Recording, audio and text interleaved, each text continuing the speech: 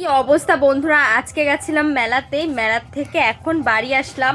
মানে এই ভাই বোনদের নিয়ে আর মেলায় যাওয়া যায় না। মেলায় গেলে এইটা কিনবো সেইটা কিনবো, মানে আমার ভাইয়ের অবস্থা দেখো শুধু, মানে পুরো বাজে অবস্থা হয়ে গেছে। মাসি ওই ঘরে, এখন আমরা খাবো, রান্না করবো, মানে রান্না করা আছে। মেলা থেকে খেয়ে এসেছি, বিরিয়ানি খেয়েছি। এত জঘন্য পরিমাণে বিরিয়ানি মেলায়, বাবা কে খাবে? মানে চিকেন তো ছেড়াই যাচ্ছে না, মানে মেলার খাবার এমনি খাওয়া যায় না। আর আমি এখন বাইরের খাবার সত্যি খাওয়া ছেড়ে দিয়েছি। আগে যেহেতু খেতাম, এখন তো মোটেও খাই না।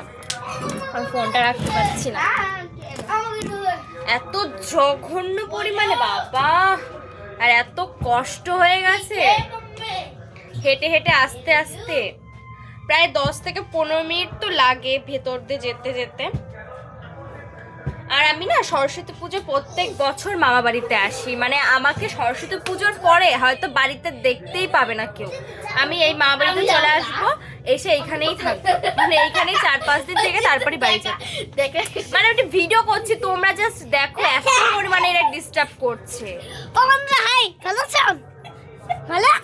আর রাস্তায় যে আজকে কি যে কেচ্ছা কীর্তি হয়েছে তা বলার মতন না। ভিডিওটা লাইক করে দিও বন্ধুরা, এরকম কাউতালি দেখার জন্য, বিশেষ করে আমার এই কাউতালি দেখার জন্য তোমরা লাইক করে দিও।